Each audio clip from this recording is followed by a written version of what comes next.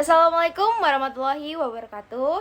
Perkenalkan, nama saya Setia Widyadini, NIM 2201177, sesi L, dengan dosen pengampu Ibu Wirza Feni Rahayu SPSI MPSI, psikolog, mata kuliah Metode dan Teknik Observasi. Tujuan saya membuat video ini adalah untuk membuat presentasi observasi mandiri saya. Tujuan pemeriksaannya itu untuk mengidentifikasi kelelahan dan tekanan akademik burnout yang dialami oleh mahasiswa. Tanggal pemeriksaannya itu Selasa 12 Desember 2023, tempat pemeriksaan Kos Putri Chandra 7A. Tipe pencatatan anecdotal record, dan pemeriksa adalah saya sendiri. Konstruk atau variabel yang saya ambil adalah akademik burnout pada mahasiswa Universitas Negeri Padang. Mengapa saya mengambil konstruk akademik burnout? Karena pada dasarnya mahasiswa banyak banget yang burnout karena masalah akademik. Salah satunya teman saya ini, dia memang burnout dan sering bercerita tentang saya, bagaimana cara dia stres tentang pelajarannya. Maka dari situ saya bisa mengobservasi, walaupun tanpa wawancara ataupun pertanyaan, tapi saya mampu mengobservasi dari cara dia curhat dengan saya.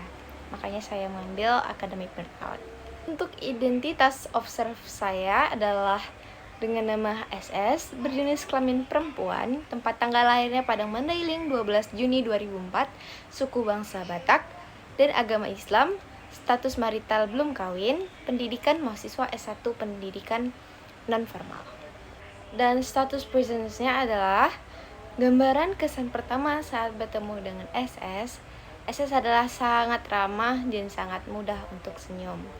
SS memiliki wajah yang bulat, hidung yang lumayan mancung, alis yang lumayan tebal, mata yang bulat berwarna hitam, dan pipi yang bulat. SS memiliki tinggi badan kurang lebih 149 cm dengan berat badan 53 kg. Postur tubuh SS lumayan gemuk dan pendek. SS memiliki warna kulit yang putih dan berwajah cantik. SS sangat sopan, SS baik dan mau membantu sesama teman, SS sangat sederhana. Burnout yang dialami oleh mahasiswa sering disebut sebagai academic burnout, yang berdampak pada penurunan kinerja akademis, munculnya sikap negatif terhadap institusi universitas. Nah, burnout ini terjadi karena tekanan beban dan faktor psikologis lain yang berasal dari proses pembelajaran mahasiswa.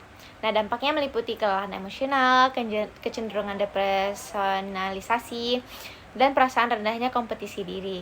Nah, akademik burnout ini sederhananya dapat dipahami sebagai kurangnya minat individu dalam menyelesaikan tugas, motivasi belajar yang rendah, dan rasa lelah yang berkepanjangan dikarenakan tekanan pendidikan sehingga menghasilkan perasaan yang tidak efisien. Maka dari itu, burnout ini sangat-sangat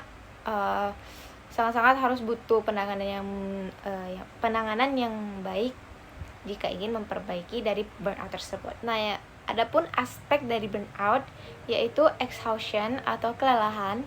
Nah, exhaustion ini merupakan respon pertama terhadap stres yang disebabkan oleh tuntutan pekerjaan atau perubahan yang besar. Yang kedua itu cynicism atau sinisme. Nah, ini mengacu pada reaksi negatif terhadap pekerjaan dan orang-orang sekitar, seperti permusuhan atau sikap tidak berperasaan.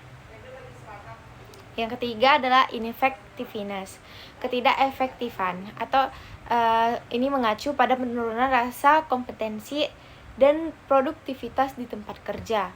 Yang keempat adalah depersonalisasi, atau bisa dibilang orang atau individu yang memisahkan dirinya dari lingkungan orang lain atau tidak bersosialisasi lagi. Yang kelima yaitu lack of personal accomplishment, di mana ini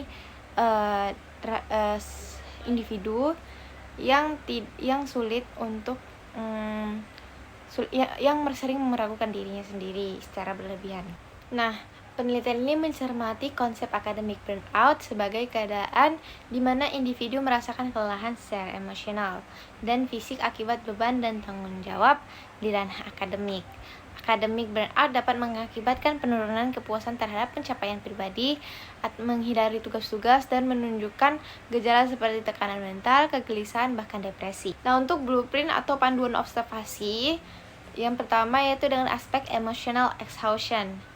Nah, ada dua indikator, yang pertama 1A dan 1B.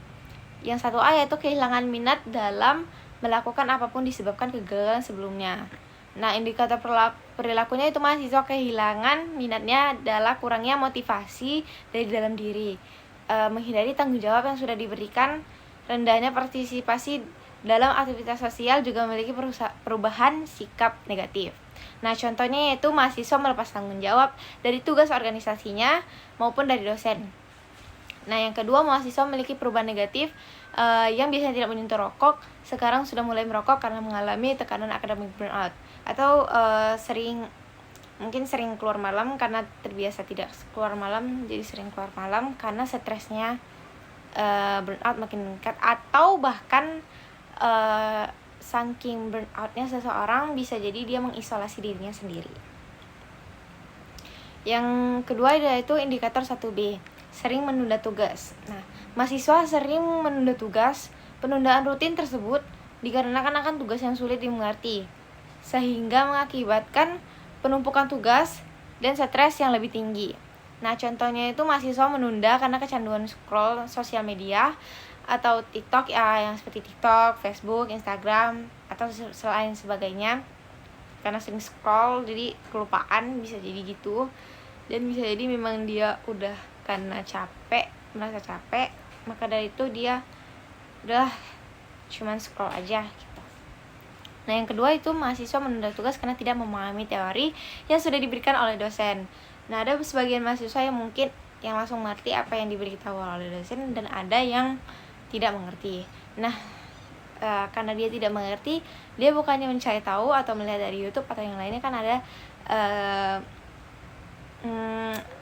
jalur lain. Walaupun kita tidak mengerti dari dosen, kita bisa melihat seperti di internet ini banyak, ya, seperti YouTube tuh banyak pembelajaran-pelajaran yang seharusnya tidak mengerti, kita jadi mengerti. Nah, tapi dari mahasiswa tersebut dia jarang melihat seperti itu, maka dari itu dia banyak yang tidak mengerti, dan mungkin karena itu dia sering menyalahkan dosen. Nah, yang kedua, aspek kedua itu depersonalisasi. Nah, memiliki dua indikator juga. Yang pertama indikator 2A dan 2B. Itu yang pertama, memiliki gangguan konsentrasi. Nah, indikator perilakunya itu mahasiswa yang mengalami academic burnout nih seringkali mengalami gangguan konsentrasi sebagai salah satu dampak dari kelelahan yang berlebihan dan stres yang berkepanjangan. Nah, seperti contohnya ini, mahasiswa terus-menerus terpapar tekanan akademik yang tinggi, tuntutan tugas yang berat, dapat mengalami kelelahan mental sehingga mampu mengganggu kemampuan untuk fokus dan konsentrasi yang optimal. Nah, mungkin mahasiswa dalam satu materi belum tentu tahu semuanya. Maka dari itu, karena dia ada mungkin yang berat sama dia nih, dia merasa kesulitan, dan mungkin dia juga sudah minta bantuan oleh temannya, dia juga nggak bisa minta dan temannya juga menolongnya dengan seadanya saja, tidak sampai benar-benar diajari gitu loh. Jadi dia kurang mengerti, dan dia juga kurang mengerti dari melihat YouTube. Nah, indikator yang kedua yaitu merasa dirinya berubah baik dalam kebiasaan sehari-hari, pola hidup, dan pola belajar. Nah, indikator perilakunya itu mahasiswa merasakan semua perubahan dalam dirinya karena tidak terbiasa dalam melakukan kegiatannya yang mungkin terbilang baru dalam hidupnya. Seperti contoh, mahasiswa sering tidur hingga larut malam, jam 1 sampai jam 5 pagi, atau bahkan tidak tidur karena melakukan hal-hal yang tidak berguna seperti tadi scroll TikTok atau sleep colon.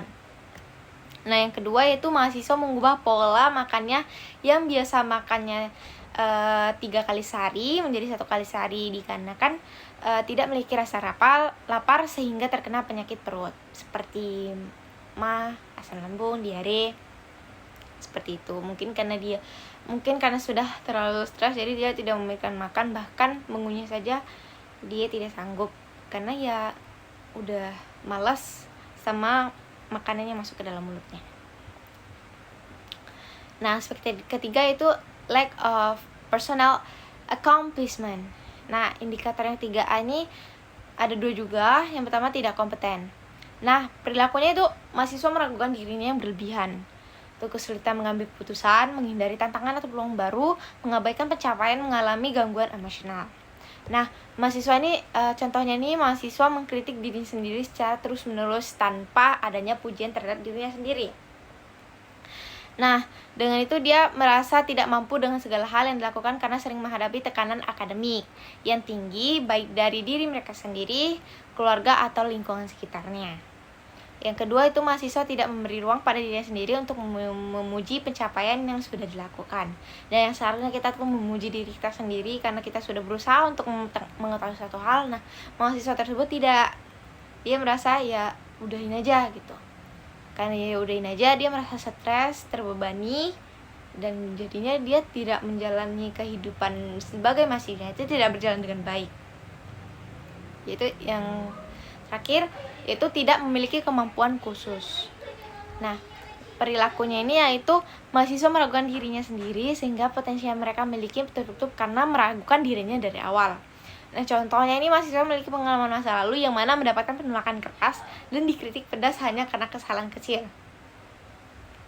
Padahal dia sudah berusaha untuk menunjukkan dirinya baru dia bisa, tapi karena kesalahan kecilnya dia sudah dikritik habis-habisan karena itu. Makanya dia merasa kayak ya udahlah, ngapain aku coba lagi kalau aku nanti dikritik habis-habisan. Jadi dia merasa berpikir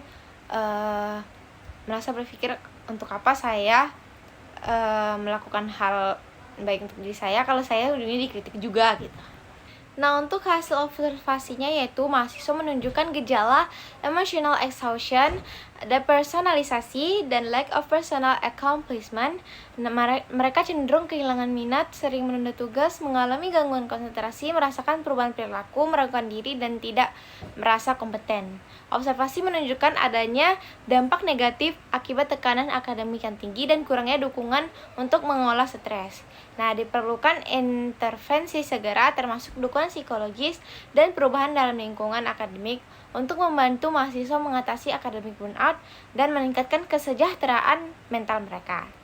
Kesimpulannya yaitu observasi ini dilakukan untuk mengidentifikasi perilaku yang dapat menunjukkan gejala dari masing-masing dimensi tersebut. Nah, observasi menggambarkan adanya tanda-tanda akademik burnout pada mahasiswa yang melibatkan kelelahan emosional, depersonalisasi, dan perasaan terendahnya kompetensi diri. Nah, identifikasi dini dan intervensi yang tepat perlu dilakukan untuk mendukung kesejahteraan mental dan akademis mahasiswa. Upaya pencegahan dan dukungan psikososial dapat membantu mencegah kemungkinan dampak lebih lanjut dari akademik burnout. Baiklah, sekian dari presentasi terhadap observasi mandiri saya. Saya Setia Widyadini. Jika ada kata atau perkataan yang salah, saya mohon maaf dan minta ampun kepada Allah SWT. Saya Setia Widyadini, pamit undur diri. Wassalamualaikum warahmatullahi wabarakatuh.